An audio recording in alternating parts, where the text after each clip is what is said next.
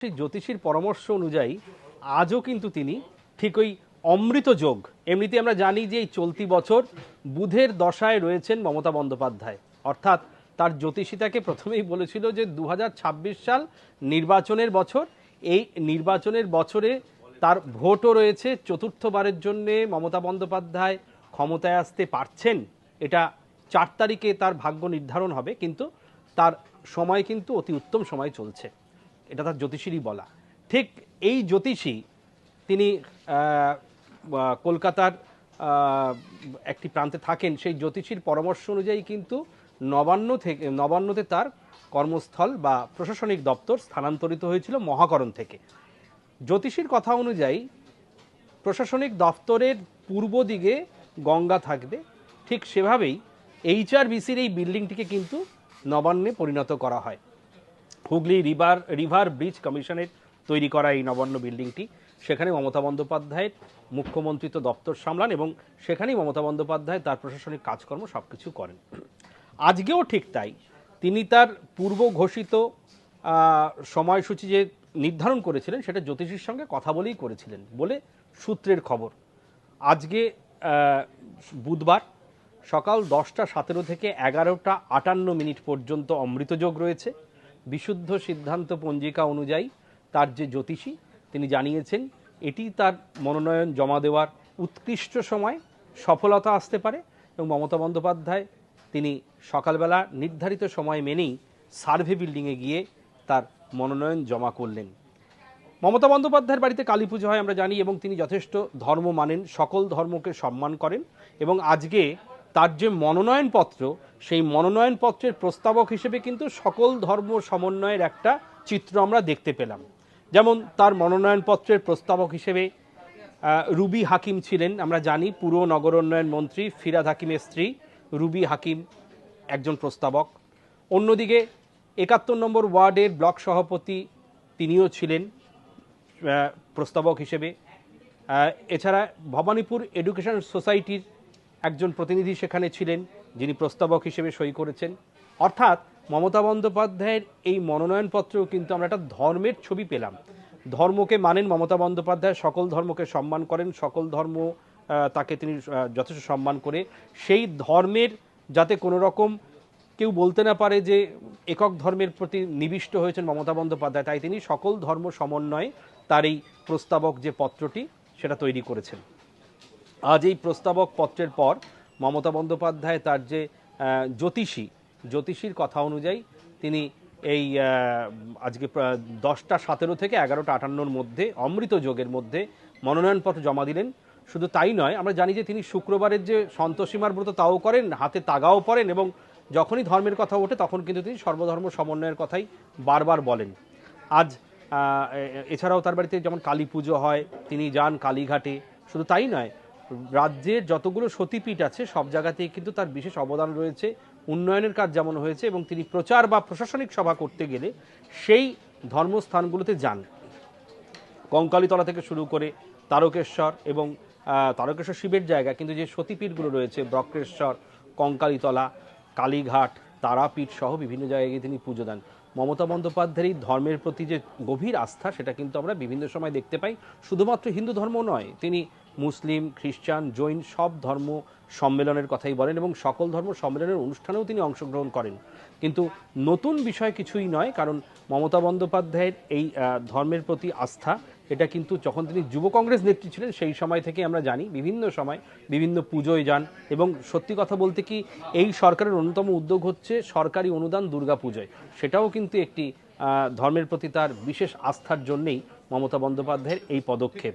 শুধু তাই নয়, আসন্ন বিধানসভা নির্বাচনেও তিনি যে তার সফর চলছে রাজ্য জুড়ে, সেই সফরও কিন্তু বিভিন্ন সময় তার দিনক্ষণ যোগ দেখেই জ্যোতিষীর পরামর্শ নিয়েই মমতা বন্দ্যোপাধ্যায় করেছেন বলে আমরা জানতে পারছি। আজ তার মনোনয়নপত্র জমা দেওয়ার যে উৎকৃষ্ট সময়, সেই 10:17 থেকে 11:58 এর মধ্যে তিনি সমগ্র প্রক্রিয়াটিকে কিন্তু সম্পন্ন করেছেন। তার সঙ্গে যে প্রস্তাবক হিসেবে যারা ছিলেন তারাও কিন্তু বিভিন্ন ধর্মের লোক ছিলেন, বিভিন্ন সম্প্রদায়ের লোক ছিলেন, মুসলিম সম্প্রদায়, শিখ, জৈন, সকলেই ছিলেন। সেরকমই আজ মমতা বন্দ্যোপাধ্যায়ের বাড়ির পাশে আমরা জানি মুখ্যমন্ত্রী যে বাড়িতে থাকেন সেই বাড়িতে ঢুকতেই যে শিব মন্দির রয়েছে, তিনি যখন নবান্নে প্রতিদিন বেরোন শিব মন্দিরে প্রণাম করে বেরোন, মায়ের ছবিতে প্রণাম করে বেরোন, ধর্মভীরু। এবং আমরা জানি যে মমতা বন্দ্যোপাধ্যায় তার বাড়িতে পুরীর ধ্বজাও ওড়ে, কঙ্কালীতলার ফুল তার কাছে থাকে। এবং বিভিন্ন সময় আমরা দেখেছি যে আসামের যে কামাখ্যা মন্দির সেখানকারও কাপড় সেটাকেও মমতা বন্দ্যোপাধ্যায় কিন্তু তার বাড়িতে পুজো করেন। অর্থাৎ এক কথায় বলতে গেলে মমতা বন্দ্যোপাধ্যায়ের ধর্মের প্রতি এই বিশেষ আসক্তি এটা কিন্তু সর্বজন বিদিত। আজ বলে নয়, দীর্ঘদিন এই মমতা বন্দ্যোপাধ্যায় তার পুজো, বিভিন্ন বারের পুজো, মঙ্গলবারে হনুমানজি, সোমবারে মহাদেব, শুক্রবারে সন্তোষীমা, এই পুজোগুলো তিনি করেন এবং রীতিমতো ব্রতর আকারে পালন করেন, সন্তোষীমার উদযাপন পালন করেন। একবার বিধানসভাতে মন্ত্রী বেচারাম মান্নাকে তিনি বলেছিলেন যে তার এলাকায় একটি সন্তোষীমার মন্দির হয়েছে, সেই মন্দিরেও মমতা বন্দ্যোপাধ্যায় সিঙ্গুর থেকে ফেরার সময় কিন্তু সেই মন্দিরে গিয়ে পুজোও দিয়েছিলেন। এই যে ধর্মের প্রতি এই তার যে একটা গভীর মনোভাব এবং আসক্তি, এটা তিনি মনে করেন মনের জোর পান। আজকে এই মহাকরণ থেকে নবান্নে তার যে পালাবদল, অর্থাৎ দীর্ঘদিন বাম শাসনের 34 বছর, প্রায় 33.5 বছর এই মহাকরণ থেকেই কিন্তু রাজ্য পরিচালিত হয়েছে। কিন্তু মমতা বন্দ্যোপাধ্যায় গঙ্গার পশ্চিম পারে চলে গেলেন, সেটাও জ্যোতিষীর কথা অনুযায়ী যে তার প্রশাসনিক দপ্তরের পূর্ব দিকে থাকবে গঙ্গা, সেটাকে মনে রেখেই মমতা বন্দ্যোপাধ্যায়ের যে দপ্তর সেটা নবান্নে স্থানান্তরিত করা হলো। এর থেকেই বোঝা যায় যে মমতা বন্দ্যোপাধ্যায়ের যে বিশেষ আসক্তি বা ধর্মের প্রতি যে তার আনুগত্য, তিনি সকল ধর্মকে যে সম্মান দেন সেটা কিন্তু স্পষ্ট হয়েছে। এবং আজকের এই বিষয়টি যেটা আমরা আলোচনা করলাম, তার জ্যোতিষীর থেকে অনুমতি নিয়ে জ্যোতিষীর পরামর্শ মতো এই 10টা 17 থেকে 11টা 58 এই অমৃত যোগের সময় তার এই মনোনয়ন জমা দেওয়া কতটা ফলপ্রসূ হবে সেটা 4 তারিখে আমরা জানতে পারবো। কিন্তু মানসিকভাবে মমতা বন্দ্যোপাধ্যায় যথেষ্ট শক্তি পান, যে অমৃত যোগ, পুষ্যা নক্ষত্র, তার বুধের দশা, এগুলো নিয়ে তিনি যথেষ্ট বেশি মানসিকভাবে শান্তি পান, পরিতৃপ্তি পান। এবং সবথেকে বেশি মানুষের সঙ্গে তার যে যোগাযোগ, সেই যোগাযোগও কিন্তু আজকে একবার তিনি করে নিলেন। তার মনোনয়নপত্র জমা দিতে যাওয়ার এবং আসার পথে তার ভবানীপুর বিধানসভার দুপাশে যারা রয়েছেন তাদের সঙ্গে কিন্তু মমতা বন্দ্যোপাধ্যায় এক ধরনের জনসংযোগ করলেন এবং সকলের সঙ্গে তিনি হাত নাড়লেন, কথা বললেন। কিন্তু মূল যে সময়টিতে তিনি মনোনয়নপত্র জমা দিলেন সেটা কিন্তু জ্যোতিষীর নির্ধারিত সময় বলেই আমরা জানি। এবং তার জ্যোতিষী শুধুমাত্র তার একার জ্যোতিষী নয়, আমরা জানি রাজ্য মন্ত্রিসভার, আগের মন্ত্রিসভার 2011 থেকে 2016 প্রথমবার যখন তিনি ক্ষমতায় আসলেন, সেই সময়ে বেশ কিছু মন্ত্রীরও, বেশ কয়েকজন মন্ত্রীর ব্যক্তিগত জ্যোতিষী হিসেবে সেই ভদ্রলোক ছিলেন। একজন গেজেটেড র্যাঙ্কের তিনি অফিসার ছিলেন রাজ্য সরকারের, কিন্তু তিনি যথেষ্ট পড়াশোনা করেছেন পজিশনাল অ্যাস্ট্রোনমি, জ্যোতিষশাস্ত্র নিয়ে। সেই জ্যোতিষী কিন্তু মমতা বন্দ্যোপাধ্যায়কে আজকের এই সময়সূচির কথা জানিয়েছেন বলে আমরা সূত্র মারফত জানতে পারছি। এবং শুধু তাই নয়, আগামী দিনেও যেখানে তিনি যাবেন প্রচারের জন্য, বা বেশ কয়েকদিন ধরে তিনি রাজ্য জুড়ে বিভিন্ন জায়গায় প্রচার করছেন, এই প্রচারের দিনক্ষণ সময়সূচিও কিন্তু, যেটা আমরা জানতে পাচ্ছি যে বাড়ি থেকে বেরোনোর সময়, সেটাও কিন্তু জ্যোতিষী নির্ধারিত।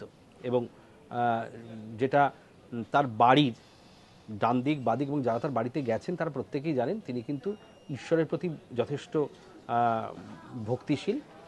সব ধর্ম সমন্বয়ের কথা যেটা আমরা বললাম, তার মনোনয়নপত্র তার প্রস্তাবক হিসেবে সর্বধর্ম সমন্বয়ের যে উল্লেখ ছিল, ঠিক সেরকম আজকের এই মনোনয়ন পর্বও কিন্তু জ্যোতিষীর পরামর্শ মতোই হলো বলে আমরা জানতে পারছি।